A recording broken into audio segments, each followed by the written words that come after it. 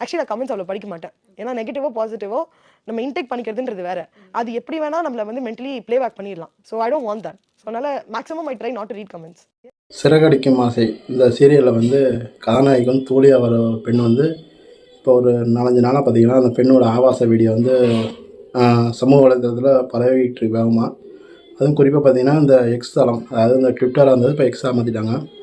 அதில் பார்த்தீங்கன்னா அந்த எக்ஸ் வீடியோ இந்த மாதிரி அது உள்ளே போனாலே அந்த நிறைய ஆபாச படங்கள் தான் வருது. அதில் இதை வந்து மத்திய அரசாங்கம் மாநில அரசாங்கம் வந்து முறையாக வந்து பார்த்து அதை தேவையில்லாத அக்கௌண்டெல்லாம் டெலிட் பண்ணணும். ஏன்னா அந்த மாதிரி போலியான அக்கௌண்ட் ஓப்பன் பண்ணிட்டு தான் அதில் வந்து மத கலவரம், ஜாதி கலவரம், அரசியல் சண்டைகள், இன்னும் தேவையில்லாத சில விஷயங்கள்லாம் அதில் வந்து நடந்துக்கிட்டு இருக்குது. இதை வந்து முறையாக அந்த நிறுவனம் வந்து களை எடுக்கணும்.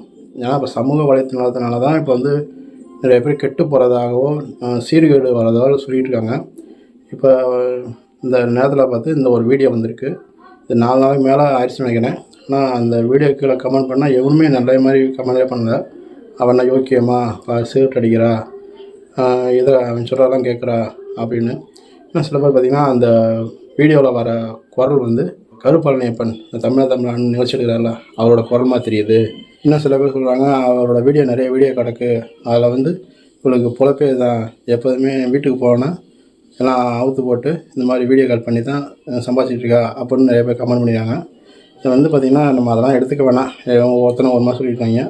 அந்த பொண்ணோட பதில் என்னன்னு கேட்டால், அந்த வீடியோவில் இருக்க நானே கிடையாது, யாரையும் எனக்கு பிடிக்காதவங்க அதில் ஏஐ டெக்னாலஜி இது பண்ணி அது வீடியோ பண்ணியிருக்காங்க, நான் கிடையாது அப்படின்னு சொல்லுது. சரி, ஆனால் இந்த காலத்தில் வந்து ஏஐ டெக்னாலஜி வந்து ரொம்ப அட்வான்ஸாக போய் மோசமாக போயிட்டுருக்கு. அதையும் கட்டுப்படுத்தணும் நம்ம கவர்மெண்ட்டு. நம்ம மக்களும் எதை நல்லதோ அதை மட்டும் விரும்பணும்.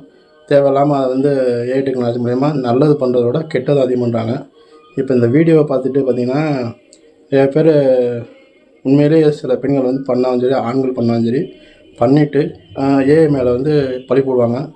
அதே மாதிரி நாளை பின்னா ஏதாச்சும் ஒரு கொலை இது நடந்தாலுமே ஏஐ டெக்னாலஜி வச்சு மூஞ்சை மாற்றிட்டாங்க, பேச மாற்றிட்டாங்க இப்படின்னு சொல்லி தப்பிக்க நிறைய வாய்ப்பு இருக்குது. எல்லாமே நம்ம கட்டுக்குள்ளே கொண்டு வரதான் நமக்கு நல்லது. மக்களும் விழிப்புணர்வோடு இருங்க. உங்கள் குழந்தைங்கள் வந்து என்ன பண்ணுதுன்னு பாருங்கள், உங்கள் பசங்க என்ன பண்ணான்னு பாருங்கள். இல்லை நீங்கள் இந்த மாதிரி தவறு பண்ணால் தவறை வந்து திருத்திக்குங்க, அது நல்லது. ஏன்னா சமூகம் வந்து நம்மளை பார்த்து தான் நம்ம பிள்ளைங்க வாழப்போகுதுங்க. நம்ம வந்து நம்மளே இந்த பிள்ளைகளை கெடுக்கிற மாதிரி இருக்குது. நம்ம ஒரு அளவுக்கு முடிஞ்ச அளவுக்கு எல்லாத்தையும் கட்டுப்படுத்திட்டு ஒழுக்கமாக வாழ பாருங்கள். அதான் என்னோடய அட்வைஸு.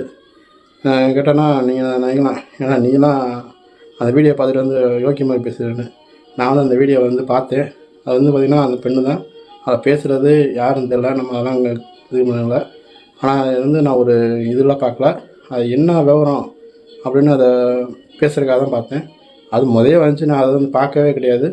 ஆனால் இப்போ ஏன் பார்த்தேன்னா, சரி எல்லோரும் பேசுகிறாங்க, ஒரு நம்மளோட விழிப்புணர்வாக எப்பயும் பேசுவோமே அது மாதிரி ஒரு பேசுவோம். இல்லைன்னா நான் பண்ண நீங்கள் கேட்பீங்க ஏன்னா அதை பற்றி பேசுகிற அப்படின்னு. அதுக்காக ஒரு நமக்கும் ஒரு கடமை இருக்குல்ல, அதனால் பேசுகிறேன். நன்றி, வணக்கம். ஒரு இனிமேல் நல்ல வீடியோவில் சந்திப்போம்.